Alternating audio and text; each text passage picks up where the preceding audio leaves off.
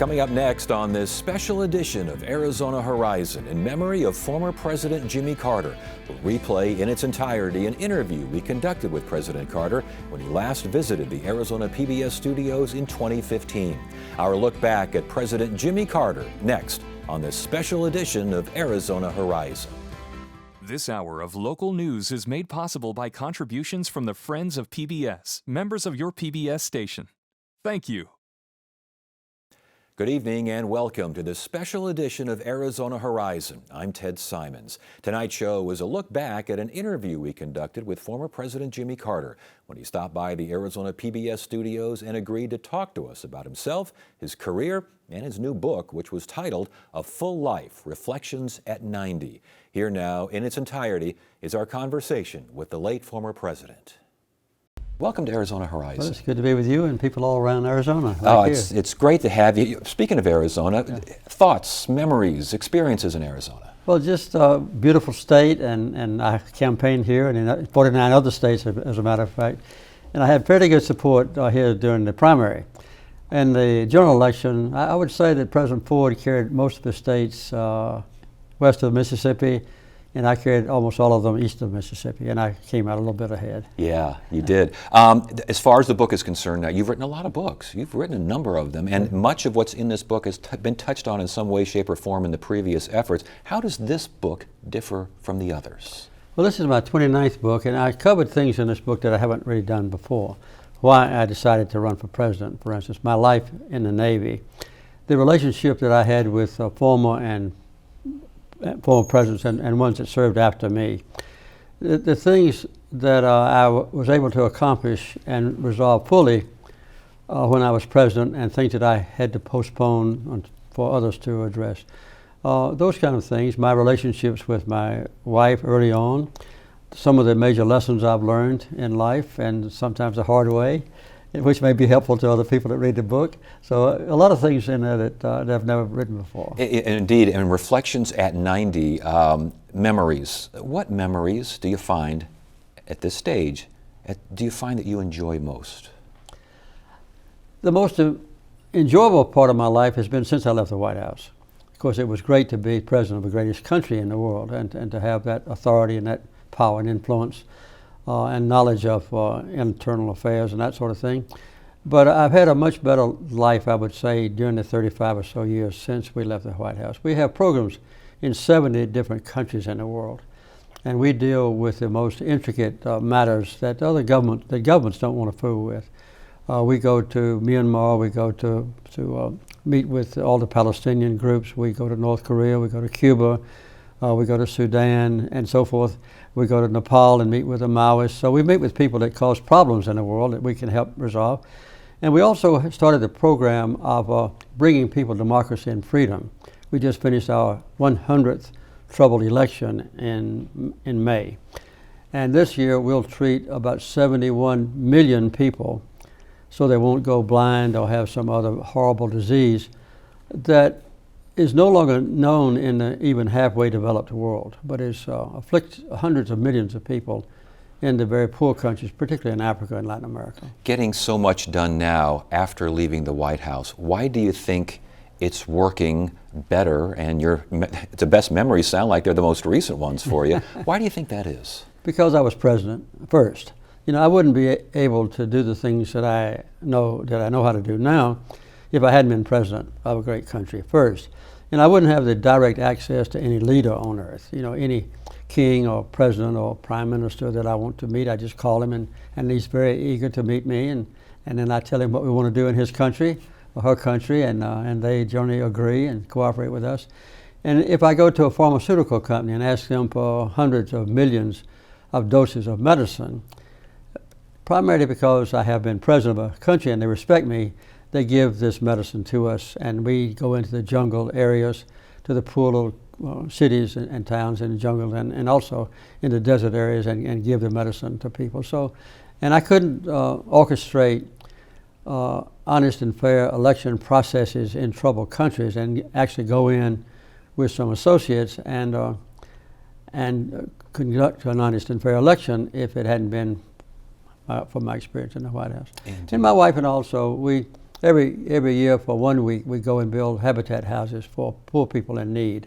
We've done that now for 32 years, and later on this year, we'll be in Nepal, where Mount Everest is. We'll build 100 houses there in 1 week with other volunteers who join us. Those are the kind of things we're able to do, primarily because I was president. My goodness. I asked the memories that you enjoy the most. What memories for you are the hardest?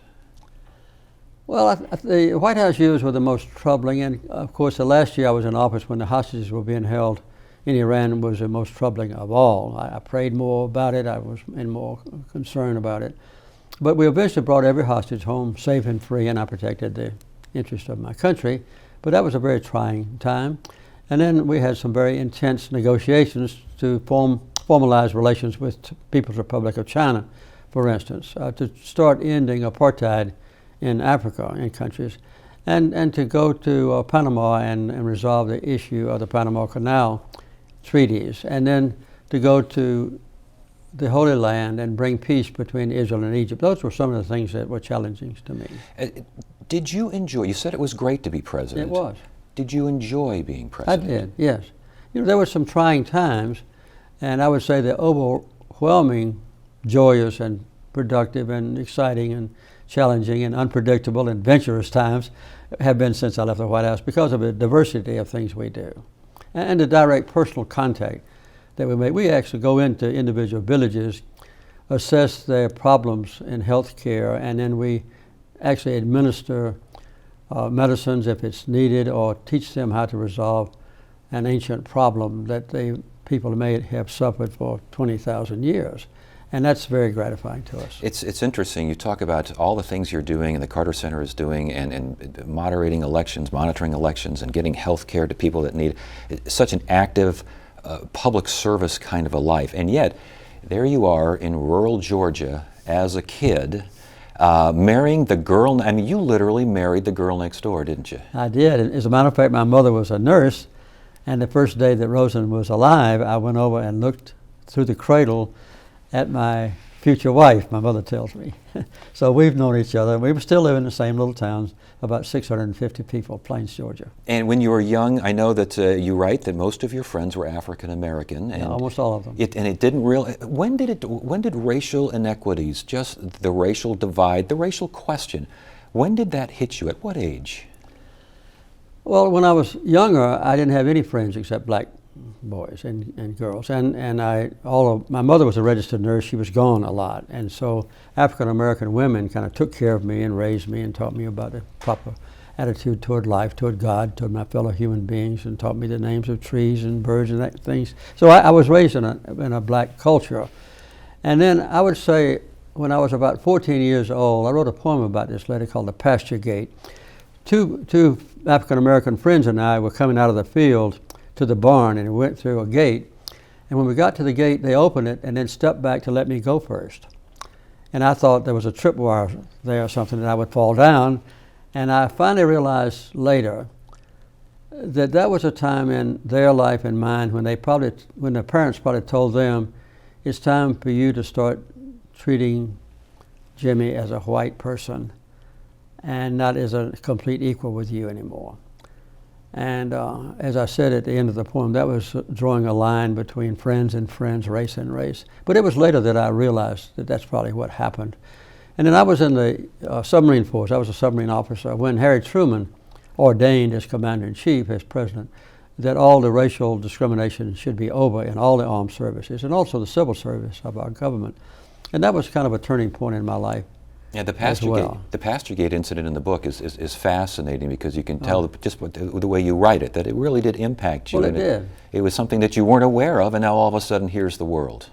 And I realized later that when we finally got the Civil Rights Act passed and when Martin Luther King Jr. and Andy Young and Rosa Parks were successful, that we had removed a millstone from around the neck of both black and white people.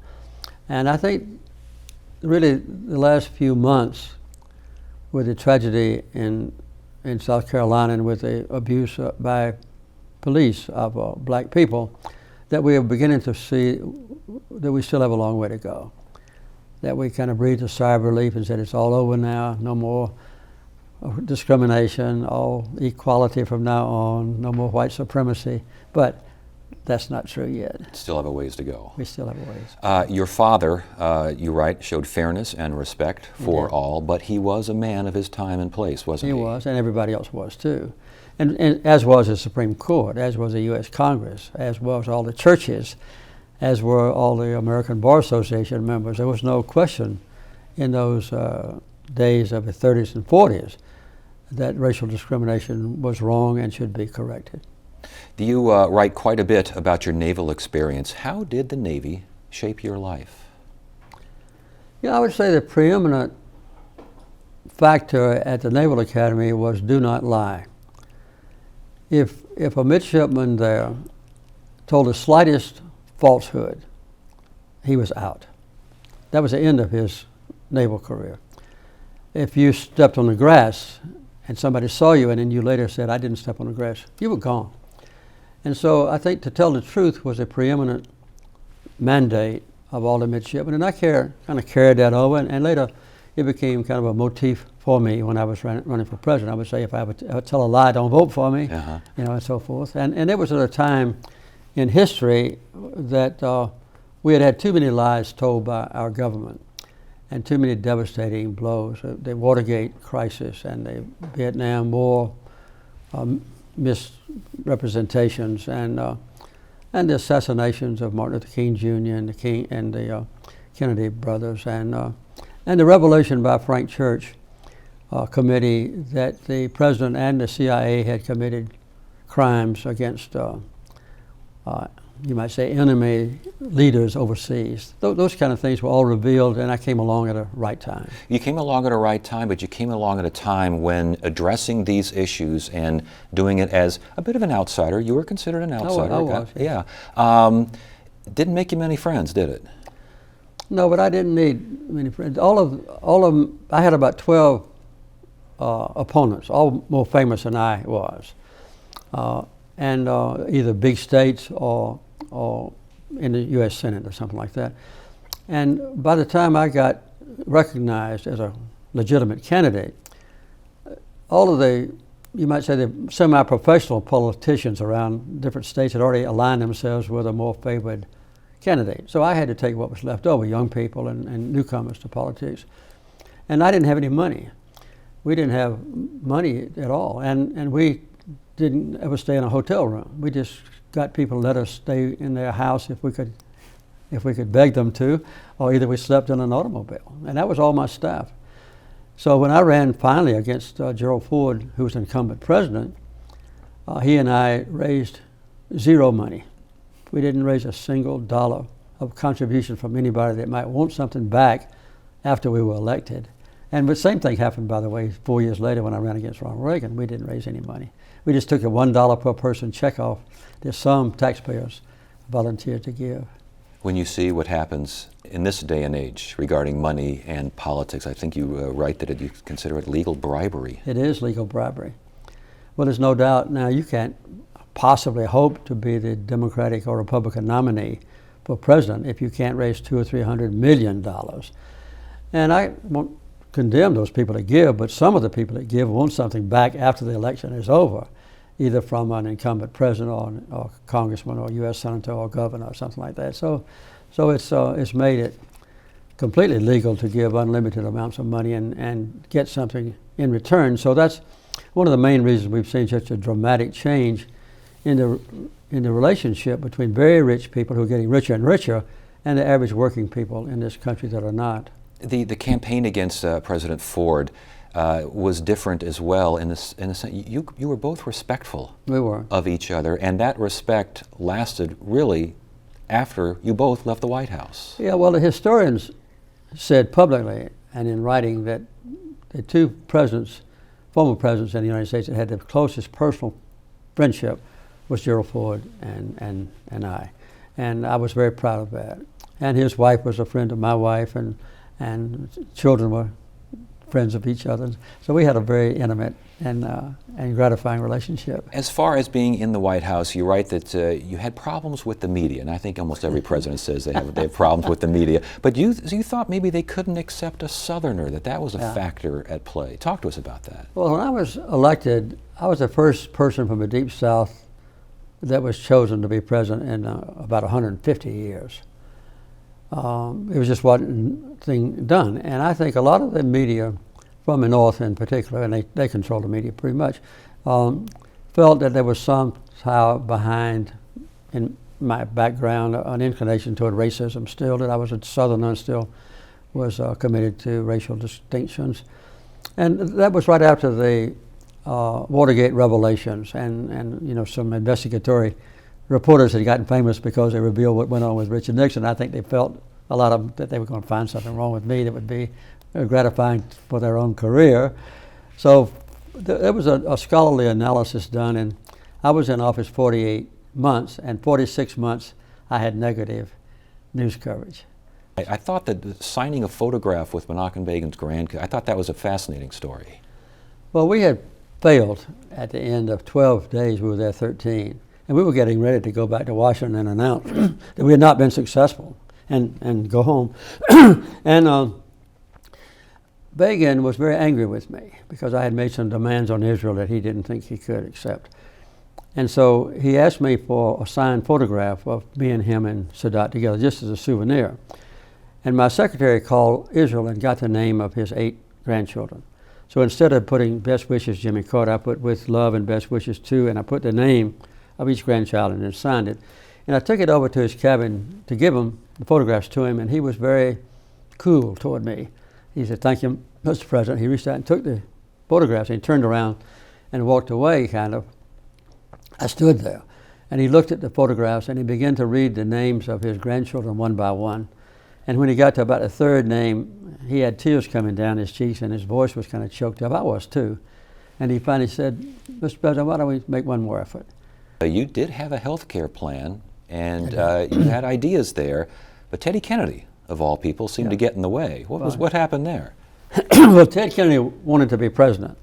And for the last 2 years I was in office, he was my full-time candidate against me. And he didn't want me to, you know, to experience any major successes, which I can certainly comprehend, having been in politics myself. But we worked on this comprehensive health plan for every human being. It was basically to extend Medicare to everybody, and we had money to pay for it, phased in. And we had all 6 committees in the House and Senate lined up to help us, including Ted Kennedy's committee. And then the last week, when we were getting ready to reveal it, he changed his mind, and he decided to oppose it. And he was powerful enough in the Senate to block its passage. And there's no doubt that we would have had comprehensive health care for all Americans 30 years earlier if Kennedy had maintained his commitment to the program that he had helped me develop. Last year in office, we got to get there, and you write that it was the most stressful and unpleasant of your life. It was. As far as the hostages, obviously, the failed rescue mission, was that the right decision? And regardless of 2020 hindsight, because your Secretary of State, Cyrus Vance, did not think it was a good decision. He was the only one that didn't. And he wound up resigning. But do you think it was still the right decision? It was. It was. We had to have 6 helicopters to bring out all the hostages and the rescue team. We couldn't have left them behind because they would very likely have been killed by the Iranians. But so, and the military told me we need to have at least 6 helicopters to come out. So I decided we'd have 7 and then 8. And we had 2 helicopters go down. One turned back unexpectedly to the aircraft carrier, I don't know why yet. The other one went down in a sandstorm, which left us with 6. And then we were in Desert One getting ready to go in and rescue the hostages. We knew where everyone was and so forth. That particular helicopter had a fuel leak, and it swerved sideways and hit one of the airplanes there. And we had to abort the mission. So I think if we'd had one more helicopter, we would have got the hostages out. I would have had a second term, and history might have been a little bit better, but I don't think that my life would have been much more pleasant. You refrained from using the military against Iran. Yes. Why? Well, I tried to promote two basic ideals of mine as a Christian. One was to keep the peace. We worship the Prince of Peace. And to promote human rights in all their aspects. And so I did the best I could, not only to keep peace for my own country, but to bring peace to others, including Egypt and Israel and so forth, I've already mentioned. And so I would say most of my advisors, even including my wife, proposed that I should attack Iran militarily, which we could have destroyed Iran. And I just decided to try to use peaceful means. And so I was fortunate in not only protecting my country's interests, but we never dropped a bomb, we never launched a missile, we never fired a bullet while I was in office. And a lot of it was good fortune, a lot of it was a commitment on my part. And yet those hostages were not released until after the election. There's been a lot written about this and a lot speculated about. I want to ask you, do you think there was some sort of deal? Do you think that that was by design? You know, that's a question I never have been willing to answer, because I've deliberately avoided getting involved in any sort of research to prove it. There have been books written about it that say that there was a deal between the White House and the Ayatollah Khomeini. I don't know. The only thing I know is that I stayed up 3 days and nights. I never went to bed even, the last 3 days I was in office at night. And I negotiated between Iran and 12 other countries to get the hostages free. And at 9 o'clock that morning of Inauguration Day, when I was going out of office, all the hostages were in an airplane at the end of a runway ready to take off. And I was waiting for them to take off, and the Ayatollah didn't let them do so until 5 minutes after I was no longer in office. Why? I don't know. Do you want to know? Not really. That incident, I know that Kennedy and Reagan at the time, they called you an ineffective leader. They called you weak on that. Your emphasis on human rights, that was seen at the time as weakness. Did that surprise? How did you respond to that? Because this was used against you, and it worked. You did not win that re-election. Well, I didn't use it wisely. I think I said in the book here that one of the things I didn't do was to keep the Democratic Party vital and alive and loyal to me. And I let Kennedy move in, and he took over a good portion of the Democratic Party, the more ultra-liberal members of the Democratic Party. I had to depend on Republicans to help me get my legislation passed, which I got. I mean, I got as much support from Republicans as I did Democrats while I was in the White House, and had a very good batting average. But I think that the human rights issue was one of the strongest and politically demanding things that I did, because we brought freedom and peace to a lot of people on earth that never had known it before. If you have time, I'll give you one quick example. Please. In Latin America, when I became president, we were in bed with every dictator in Latin America, in South America, and in Central America, and in the Caribbean.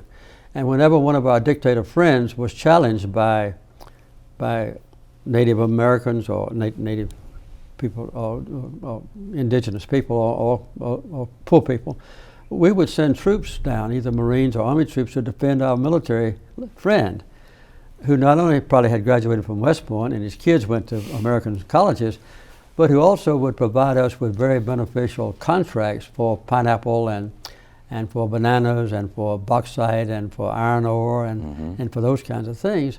So we had a lot of money flowing in to us because we supported them. I put an end to that.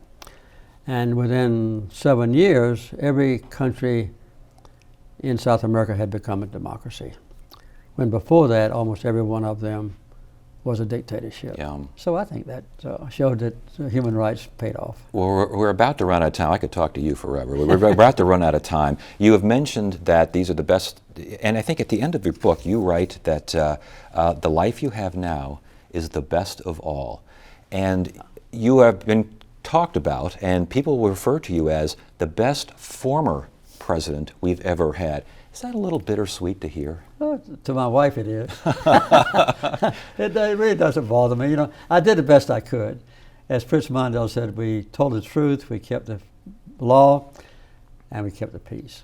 And I say we protected human rights. So, you know, we did the best we could. Well, it's been an absolute pleasure having you here. The book is very interesting. I got to tell you, I was around back then as well, and it brings back a lot of memories. And congratulations on a life well lived. Do you ever just press the snooze button and say, I feel like sleeping in? You're a busy man. Well, we do. We stay busy, but we also enjoy life very much. We have 38 in our family now. We have 22 children, grandchildren and great-grandchildren. I met with some of them in Los Angeles when I was there recently.